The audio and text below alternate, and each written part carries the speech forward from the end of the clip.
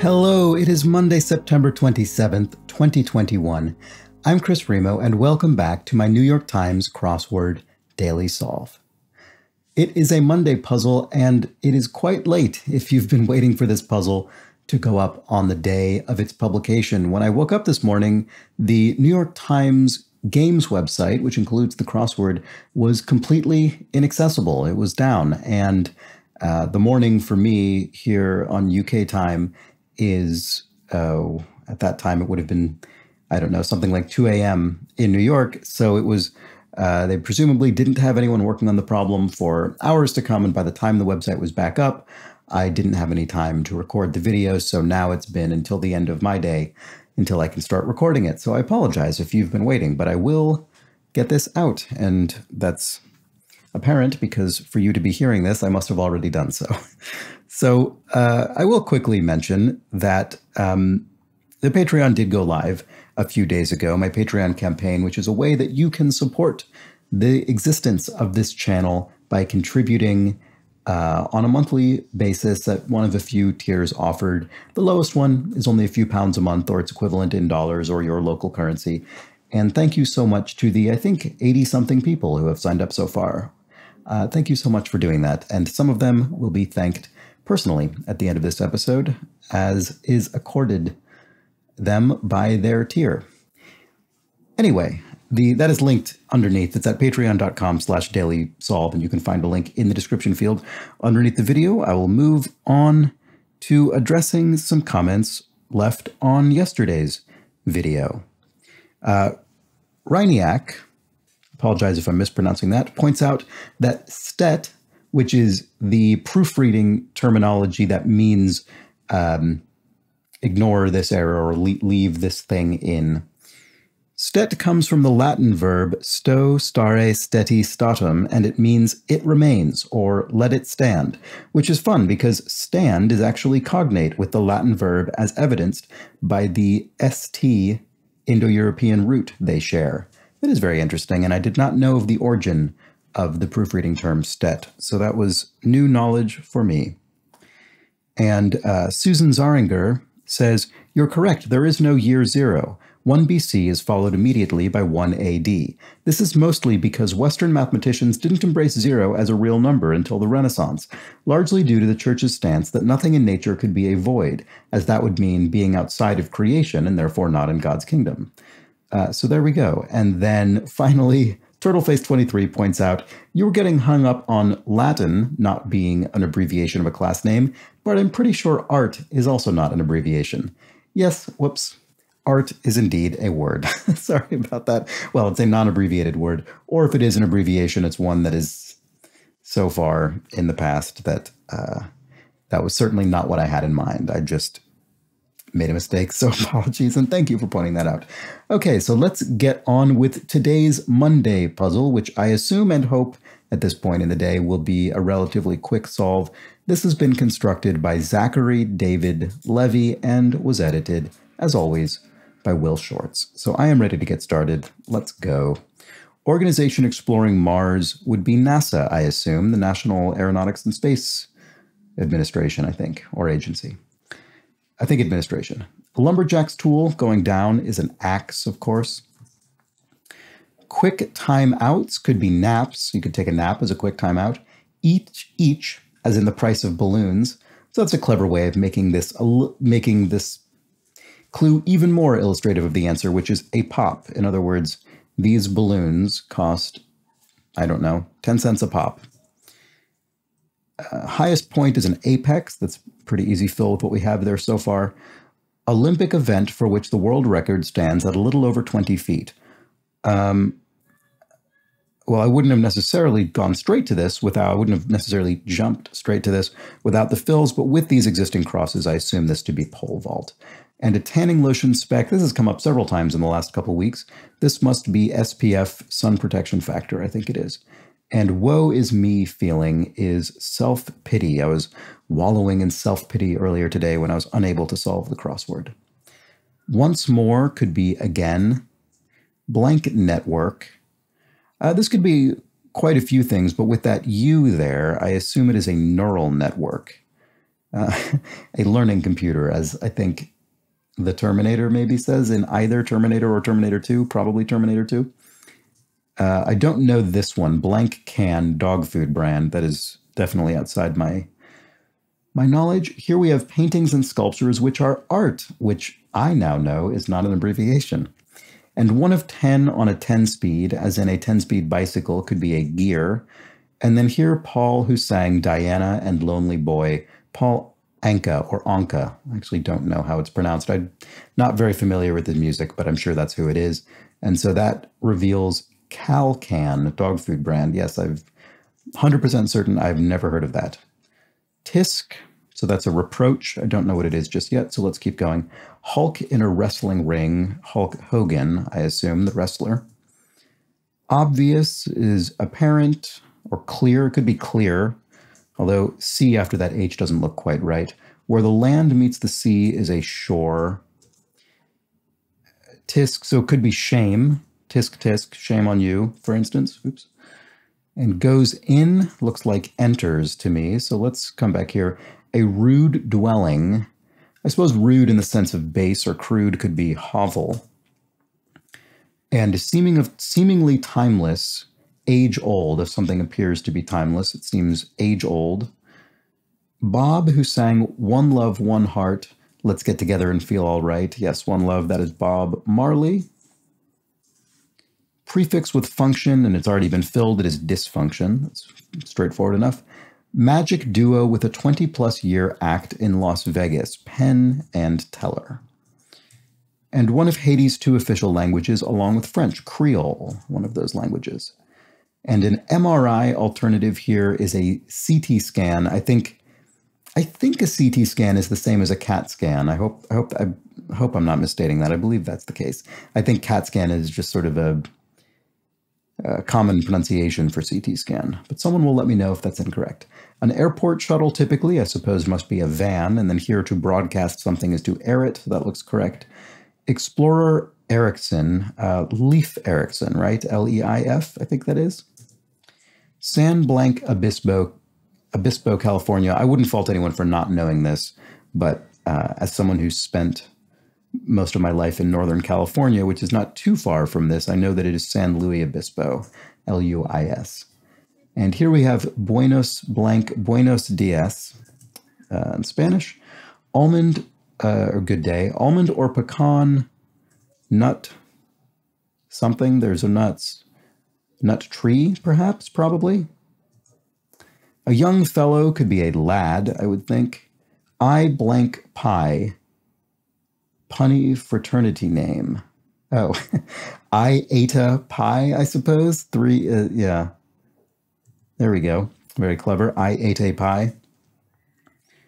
Blank the Hun, Attila the Hun. Tex-Mex items associated with Tuesdays. Tacos. Taco Tuesdays, I guess.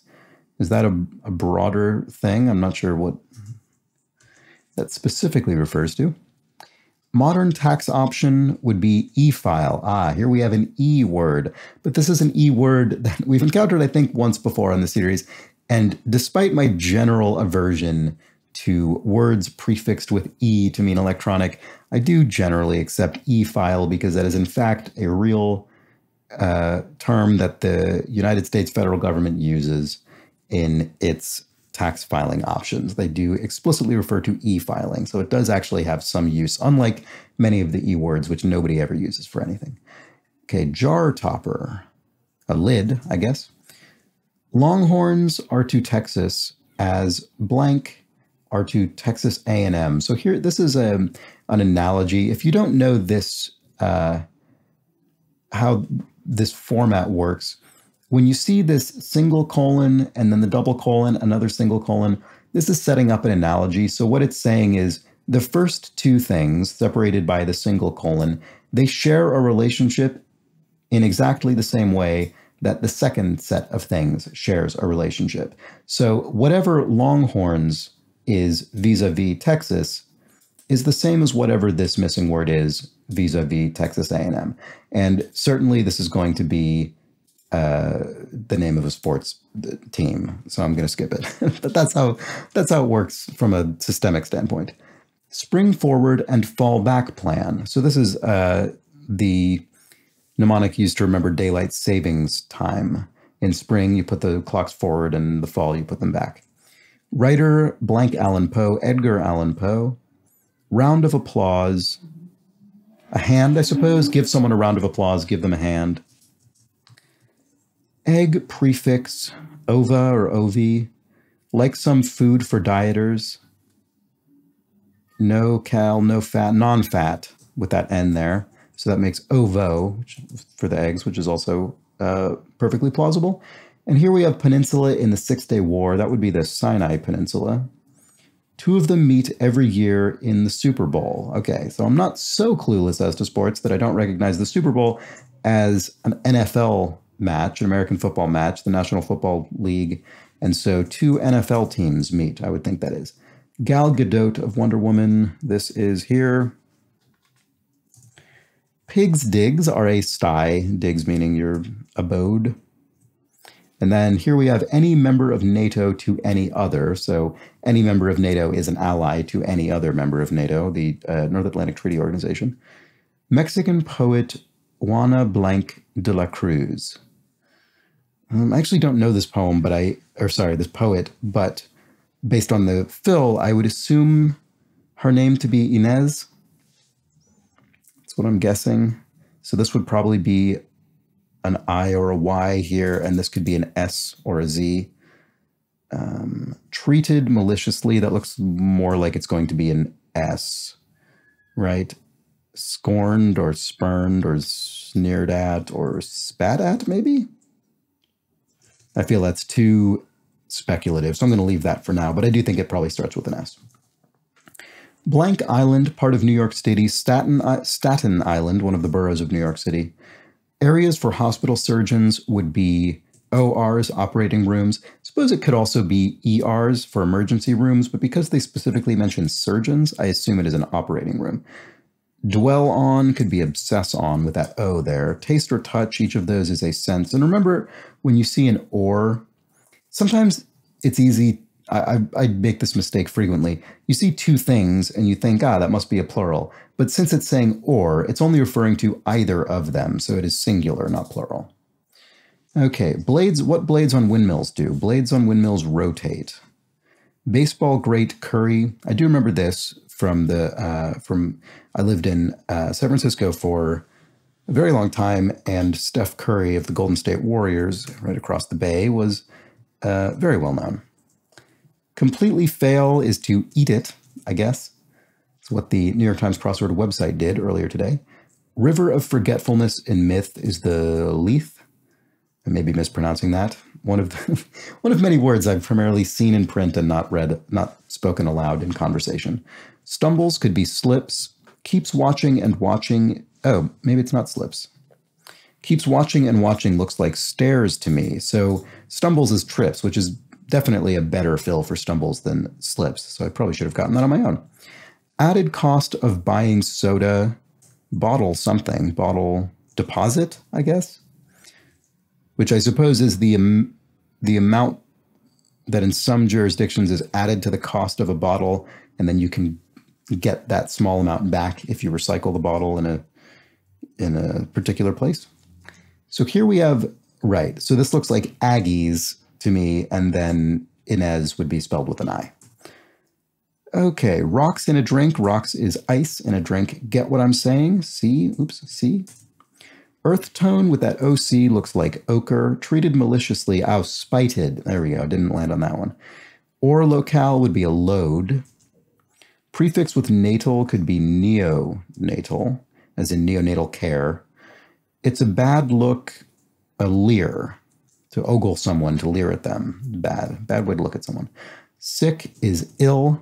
Oh, and then here is the revealer of our theme, as promised by Lyell's Law in the lower across area in the grid. So this says guaranteed, or where you can find the ends of 17, 23, 37, and 50 across, which are what we now see are our theme answers, which I didn't realize were theme answers as I was filling them in because I didn't see anything that connected them. So we have vault, teller, savings, and deposit. Ah, yes, very clever. all four of these things at the ends of these answers can be found in the bank. A bank vault, a bank teller, bank savings, and bank deposit. Very good. Nice, straightforward theme. Not one that really helps us solve the puzzle, but on a Monday, you don't really need help solving the puzzle. Generally speaking, it's one of the easier puzzles. So Busy Insect is a busy bee. Canadian gas brand. I happen to know this is Esso. This comes up in the puzzle not infrequently. That is a brand name created by the initials for the parent company the original parent company, Standard Oil, SO, translated into the invented word Esso, ESSO. Wildebeests are news, I think, GNUs. Then here's what happened, ellipsis. Oh, okay, so, all right, so then here's what happened. Okay, so the website went down, and then I couldn't solve the crossword. And then relatives of ostriches are emus. Kind of fun to have emus crossed with news, two sort of similar sounding animal names. And there we go. There's the Monday puzzle. Why is that blue and not gold? That means I didn't fulfill my streak. I hope that's just a... I hope that's just a...